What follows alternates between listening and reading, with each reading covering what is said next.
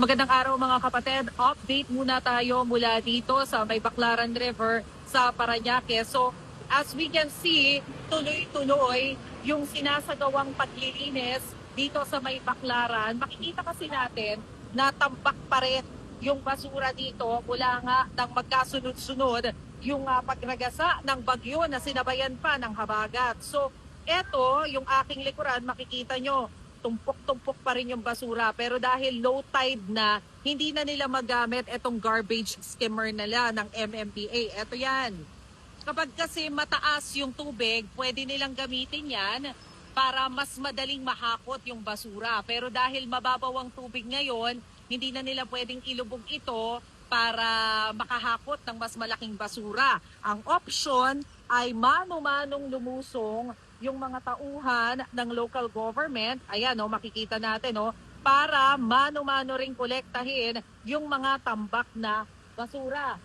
Makikita natin mababaw na yung tubig dito sa gawing ito, parang halos tuhod hanggang balakang yung tubig, pero masasapawan pa rin talaga ng basura. Dahil nga low tide, ang ginagamit nila, kanina nagagamit pa tong backhoe na to, pero itinigil na rin muna nila pansamantala, baka nahihirapan na rin dahil nga low tide na.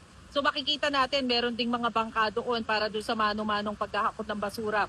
Well, kanina nakausap natin si DPWH Secretary Vince Dizon. Ang tansya kasi ng DPWH simula kagabi hanggang ngayong umaga, nasa 16 dump trucks na ng basura yung nakolekto at dita lamang sa Parañaque, pero hapon na ngayon. So for sure nadagdagan na yung bilang ng mga trucks na nakakolekta ng basura mula dito sa lugar na ito. Ang siste, hindi pa maintindihan kung hanggang kailan tatagal yung paghahakot ng basura dito dahil nga minsan daw may mahahakot sila pagkatapos akala nila malinis na, may biglang pupunta na naman daw na basura. Although, dito naman sa Parañaque, malaki-laki na rin yung improvement dahil ang kwento sa ating kanina ng mga personnel ng MMDA.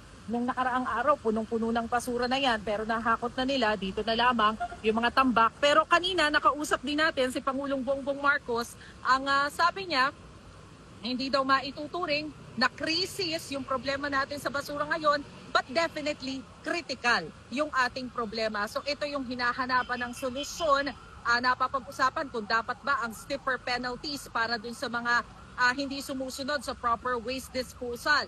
Pero ang sabi ni Pangulong Marcos, bago kasi mapatupad yung stiffer penalties, mas importanteng magkaroon muna ng pasilidad kung saan pwedeng itapon yung ating mga basura. At yan muna ang pinakahuling balita mula dito sa Parañaque. Ako po si Maricel Halili. Magandang araw.